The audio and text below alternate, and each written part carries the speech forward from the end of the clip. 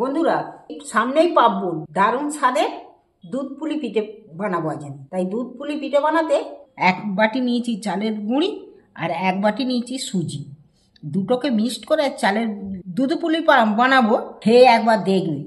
আর এখন নতুন খেজুরের গুড় উঠেছে, এই খেজুরের গুড় দিয়ে একদম দারুণ স্বাদের রেসিপি হবে।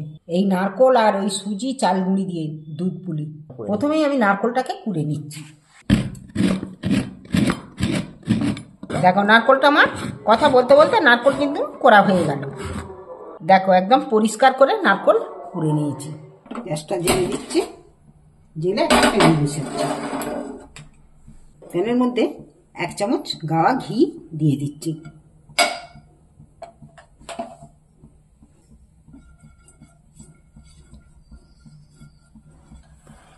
এখানে যে নারকোলের কুড়ো নিয়েছি, নারকোল কুড়োগুলো সব দিয়ে দিচ্ছি। গাওয়া ঘিটার মধ্যে নারকোল কুড়োগুলো ভালো করে মিশিয়ে নিচ্ছি, নাড়াচাড়া করে নিচ্ছি। ভালো করেই কিন্তু মেশানো হয়ে গেছে। এখানে আমি খেজুরের গুড় নিয়েছি। গুড়টা আমি একটু মিষ্টির অনুযায়ী দিয়ে দিচ্ছি।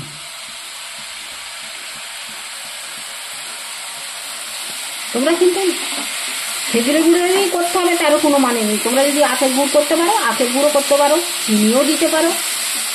আর খেজুরের গুড়টা দিলে নতুন গুড় এখন ভালো লাগবে খেতে, তাই আমি খেজুরের গুড় দিয়েই করছি।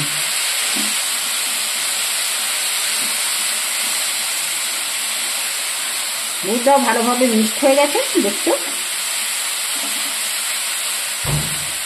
এই রসটাকে একটু মাখতে হবে। এখানে আমি 2 চামচ গুঁড়ো দুধ নিয়েছি, সেই গুঁড়ো দুধটা আমি এর মধ্যে ছড়িয়ে দিচ্ছি। তাহলে দুধটা দিলে কি হয়, আরো খেতে সুস্বাদু হবে।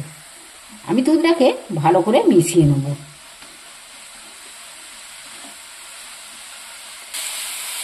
দেখতে কিন্তু দারুণ হয়েছে, সেটা উঠেছে কিন্তু খুব দারুণ। দেখো অনেকটা রস মরে গেছে।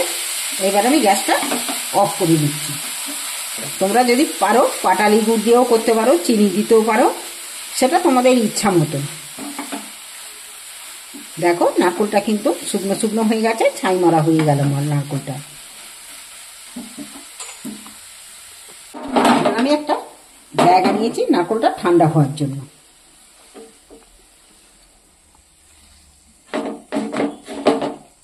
প্লেটের মধ্যে ঢেলে নিব।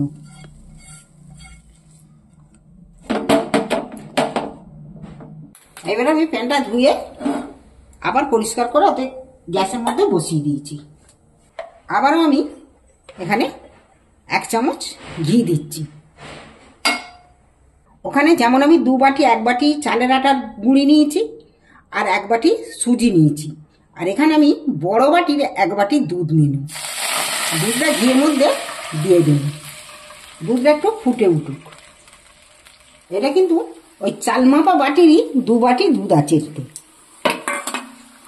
দেখো দুধটা ফুটে গেছে। এবার আমি চালের আটার গুঁড়িটা দিয়ে দিচ্ছি এর মধ্যে। এবার কিন্তু আমি মাখতে থাকবো এইটা দিয়ে।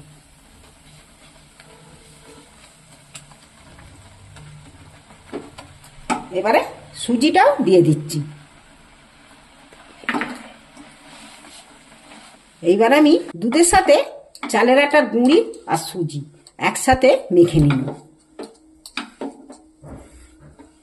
তাহলে এটা হবে কি, যখন পিঠেটা যখন খাবে না তখন একদম নরম তুলতুলে থাকবে খেতে। আর শুধু চালের আটার করলে, সেই চালের গুঁড়ির করলে পিঠেটা একটু শক্ত ভাব হয়ে যায়। আর এইটা করলে পিঠেটা তুমি যদি কালকেও খেতে চাও তাহলে কিন্তু নরম তুলতুলে থাকবে পিঠেটা। দেখো মাখানো হয়ে গেল। কিন্তু এটাকে এবার একটু ঠান্ডা করে, এত গরম তো আর হাত দেওয়া যাবে না, একটু ঠান্ডা করে হাত দিয়ে ভালো করে ডলে নিতে হবে। চেপে চেপে একটু ডলে নিলে তাহলে পিঠেটা ঠিকঠাক হয়ে যাবে নিচিটা। এটা একটু ঠান্ডা হতে সময় দিতে হবে। বন্ধুরা, আমি কিন্তু এখনো নুন ব্যবহার করিনি। কেন, কতটা পরিমাণের হবে, নুনটা ঠিকঠাক দেবো কি না সেটা নুন দিইনি। নুনটা কিন্তু আমি এখন পরিমাণটা বুঝতে পারছি, আমি নুনটা এর মধ্যে এবার ছড়িয়ে দিচ্ছি, দিয়ে ধেসে নিলেই হবে। এইটা ভালো করে চেপে চেপে ডলে ডলে নিলে এইটা ঠিকঠাক হয়ে যাবে। আমি এইভাবে ডলে নিচ্ছি। দেখো ধেসে ধেসে কত সুন্দর এটা একটা ডো তৈরি হয়ে গেছে, একদম কোনো শক্ত না, খুব শক্ত না খুব নরম। দেখো এইভাবে দুধে পুলি পিঠে করতে গেলে কিন্তু খুব ছোট্ট ছোট্ট করে সাইজে পিঠে করতে হয়, না হাতে লাগছে না কিছু। দেখছো,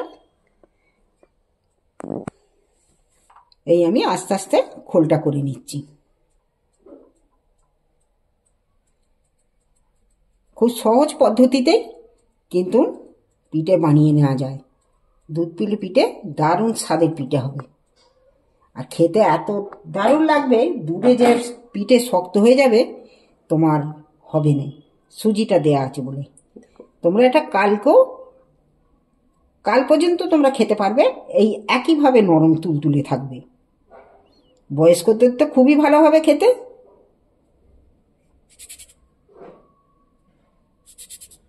দেখো এই আমার দুধে পুলি পিঠে ছোট ছোট, এইভাবেই ছোট ছোট করে পিঠেগুলো বানাবো আমি। দেখো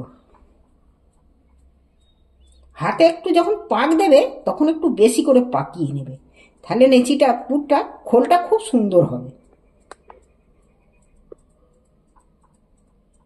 আর ফেটেও যাবে না, আর এতে পিঠেটা ভেঙেও যাবে না দুধে দিলে। পিঠের খোলগুলো দেখছো কত পাতলা হয়েছে। এইবার আমি নারকেলের পুরটা দেখো দিয়ে দিচ্ছি, যেমন ছোট্ট খোল তেমন ছোট্ট পুর।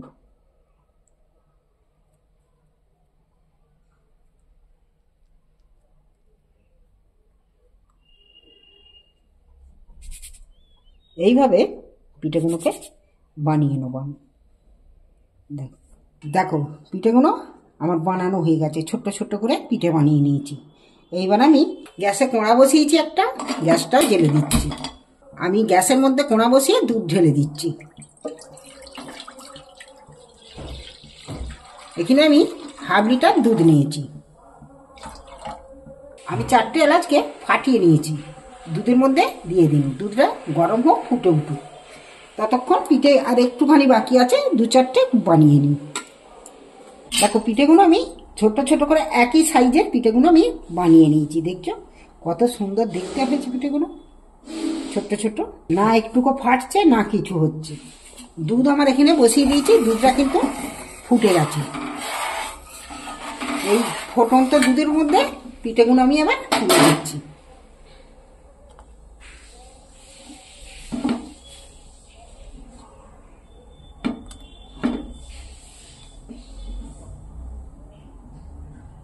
তোমরা এইভাবে দুধে পুলি পিঠে বানিয়ে খেয়ে দেখো, সামনেই পার্বণ, খুব সহজেই বানানো যাবে, এতে কোনো ঝামেলা নেই, কিচ্ছু নেই, খুব সহজে বানিয়ে নিতে পারবে। আমি 1 কাপ সুজি, ছোট বাটির 1 বাটি সুজি আর 1 বাটি চালের আটা নিয়েছি। কিন্তু তোমরা পারলে যদি বাড়াতে পারো তাহলে বেশি করেই তোমাদেরকে নিতে হবে, সেটা তোমাদের ব্যাপার, তোমাদের আন্দাজ অনুযায়ী তোমরা নেবে। তোমাদের হয়তো অনেক মেম্বার আছে, তখন তো তোমাকে জিনিসটা বাড়াতে হবে। এইভাবে পিঠে বানালে কিন্তু একটা পিঠেও কিন্তু ভাঙবে না। এবার এটা ফুটতে থাকুক। তোমাদের এই দুধে পুলি পিঠে কিন্তু যদি ভালো লেগে থাকে, চ্যানেলটা অবশ্যই সাবস্ক্রাইবার করবে আর আপনজনদের সাথে শেয়ার করবে। আমি কিন্তু গুড়টা এখনো মিষ্টি কিন্তু এতে দিইনি, আগে ফুটে উঠুক তারপর দেবো। দেখো দুধের মধ্যে পিঠেগুলো অনেকটাই ফুটে উঠেছে। এইবার আমি কিন্তু বেশি নাড়াচাড়া করলে হবে না, এতে মিষ্টি কিন্তু দিইনি। এইবার আমি 200 গ্রামের মতন খেজুরের গুড় দুধের মধ্যে দিয়ে দিচ্ছি। এইবার এটা আস্তে আস্তে ফুটে দুধটাও অনেকটা মরে যাবে আর গুড়টাও গলে যাবে। এটা যত ফুটবে তত কালার হবে। দেখো আমার হয়ে গেছে, আমি গ্যাসটা কিন্তু অফ করে দিয়েছি, কেন জুসটা মরে যাচ্ছে বলে। দুধটা অনেকটা ঘন হয়ে গেছে, আমি গ্যাস অফ করে দিয়েছি। এইবার আমি একটা জায়গার মধ্যে তুলে নিচ্ছি। তোমাদের যদি এটা পছন্দের হয়ে থাকে তাহলে কিন্তু আপনজনদের সাথে শেয়ার করবে আর কমেন্ট করে জানাবে কেমন পিঠেটা, দুধ পুলি পিঠে কেমন হয়েছে, আর আমার চ্যানেলটা সাবস্ক্রাইবার করে দেবে। পাটিসাপটা পিঠে বানাতে চাল ধুয়ে পরিষ্কার করে নিয়েছি, দেখছো, ধুয়ে পরিষ্কার করে নিয়েছি। এটাকে আমি দুবার ধরে দেবো। একটু জল দিয়ে দিচ্ছি, জল না দিলে হবে না। দেখতে এটা পেস্ট করে নিচ্ছি আমি একটু মিক্সারের জারে। দেখো একদম মিহি করে মিক্সারের জারেতে আমি গুলে নিয়েছি। দেখো এইভাবে। চলো আবারও আমি বাকিটা মিক্সিতে ফের দিয়ে নেব। আমি সব চালগুলোকে বেটে মিক্সারের জারে দিয়ে নিয়েছি, কিন্তু এতটা ঘন আমি রাখবো না। পরিমাণ মতন একটু স্বাদ মতো নুন দিয়ে দিচ্ছি। এখানে নুন দিচ্ছি আমি স্বাদ মতো। নুনটা দিয়ে ভালো করে ফাটিয়ে নেব, তারপর কিন্তু তবে জল দেবো।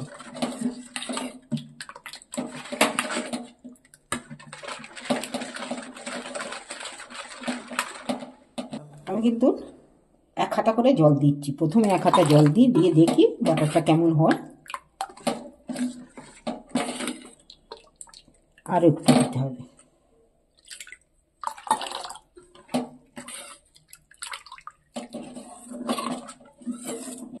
আমার গোল্লাটা পুরো রেডি। যে এতটা মতন হচ্ছে দেখতে পাচ্ছ, তবে পাতলা পাতলা খেতে ভালো হবে, আর খুব মোটা হলে ভালো লাগবে না সেই ক্ষেত্রে। চলো বাটার আমার তৈরি। এবার আমি গ্যাসটা জ্বেলে দিচ্ছি। পাটিসাপটা করতে গেলে তেল ব্যবহার করলে ভালো হবে না, এখানে গাওয়া ঘি ব্যবহার করতে হবে। আমি একটু করে গাওয়া ঘি দিয়ে দিচ্ছি। এইবার আমি গোল্লাটা দিয়ে দিচ্ছি এর মধ্যে, দিয়ে চালিয়ে দেব।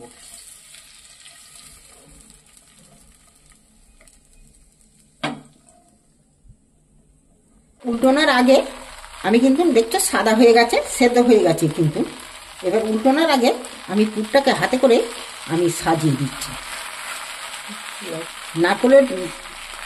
নারকলের যে ছাইটা মেরে রেখেছিল, সেই নারকল ছাইটা দিয়ে দিই নারকলটা। এইবার আমি উল্টিয়ে দেব।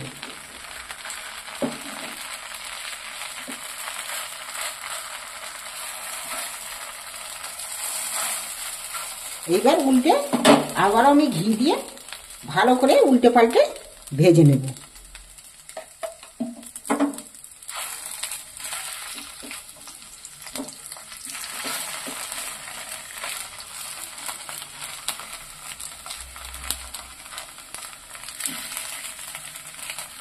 এটা গা ঘি দিয়ে ভাজলে ভালো হবে খেতে।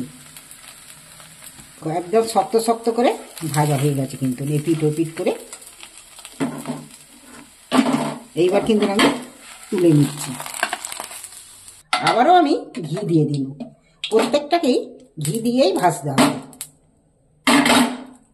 দেখো আমি আবার 1 হাতা দিয়ে দিচ্ছি এর মধ্যে।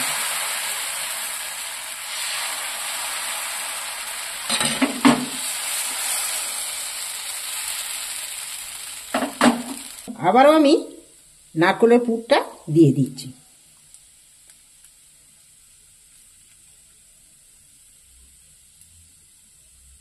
নারকেলের পুর যতটাই বেশি দিতে পারবে ততটাই কিন্তু খেতে খুব ভালো হবে।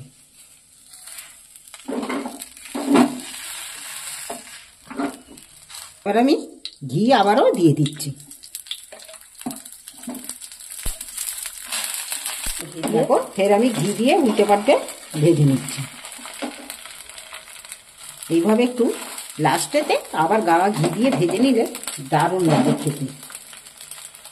তবেই তো পাটিসাপটা। বলো, দেখো এইভাবে আমি পিঠেগুলো বানিয়ে নিচ্ছি। দেখো বন্ধুরা, এই আমার পাটিসাপটা পিঠে। পাটিসাপটা পিঠে খুব সহজেই বানানো যায়, উপকরণ দিয়ে পাটিসাপটা পিঠে। কিন্তু এইগুলো খেতে কিন্তু দুর্দান্ত। যে খাবে একবার সে কিন্তু আর ভুলবে না, বারবার খেতে ইচ্ছা করবে। আর বাচ্চাদের তো খুবই প্রিয়। ভালো লাগলে চ্যানেলটা আমার সাবস্ক্রাইবার করবে আর আপনজনদের সাথে শেয়ার করবে।